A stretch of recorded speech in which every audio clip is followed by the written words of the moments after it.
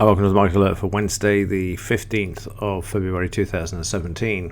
So yesterday in the Market Alert warned that Yellen was going to be speaking, and this is why I have said for the last week, stay out of the market when central bankers are speaking. There are some high impact news items like factory orders, ISM and so on that shouldn't really be high impact news items, but whenever you've got a central banker speaking, you want to stay out of the market, and this is the reason why. If you look at yesterday, you can see it's losing trade after losing trade because she spent the first 2.5 hours of the session in front of the Treasury Select Committee, or the Banking Committee, one or the other. The most boring 2.5 hours I've ever wasted in my life. There were the odd snippet that was interesting. She couldn't recall when questioned about what the balance of the Fed's balance sheet was, how much money they've printed for the banks. When she was asked, that seemed to escape her mind and her memory, and one or two other bits and pieces like that as well, which I thought was interesting. But other than that, the most boring 2.5 hours you could ever spend in your life, really. But there you go. So the market then reacted after, moving higher. The insanity continues. And you see it later on in the evening session as well, which is why I said that I wouldn't be here, and maybe you should stand aside, give the chance to the market to work out what it's going to do. And that's why you're seeing that there, because it's still undecided. But on the overnight market, the insanity continues. We've just put in a new all-time high at 20,550. So expect more of this insanity to continue. In the daily, you can see already we've taken out yesterday's high. We just mark that in there. There's the new one.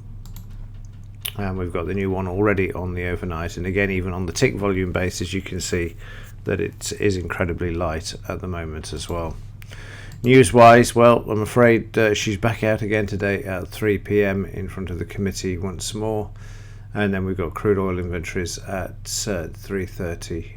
Also, so again, it may just be a bit of a write-off for the first couple of hours again, but I would expect more of the same to the upside. You've got how many days now? 1, 2, 3, 4. This is going to be the 5th or 6th day straight up for this market. This is a classic parabolic move. It's a classic melt up, as it's called, also, where prices just go up on fresh air and no fundamentals whatsoever. And as I've said all along, and I still say the same, that this is a setup job for a major correction. The problem is, as I also have said before, we don't know when the correction is going to come. At the moment, it's a buyer's market. There's no doubts about that. Or a buy side. I wouldn't say people were actually buying, but it's the buy side is far better than trying to sell into. It's like standing in front of an express train at the moment to try and go short. You will get the odd intraday short, of course, but until the market actually turns, the news turns bad. Trump's already fired one of his cabinet, so it's just a matter of time before we start to see things unfold there. At the moment, it's still the honeymoon period, and they can seem to get away with a lot more, but I'm sure at some point things will start to unravel. The only thing that concerns me is Steve Mnuchin, the Treasury Secretary. He's a former Goldman boy, and in fact there's another 3 of them that are also in the cabinet as well. And Mnuchin was the man behind the computer set up for manipulating the markets. So I've read and been told in other interviews, so interesting to see possibly why the market isn't coming down at the moment. And of course the relationship between Goldman and the Fed is inextricably linked as well. So on the implied volatility front, we've got 8.7. This dropping now. That's because Yellen's spoken, and everything seems to be fine because she has.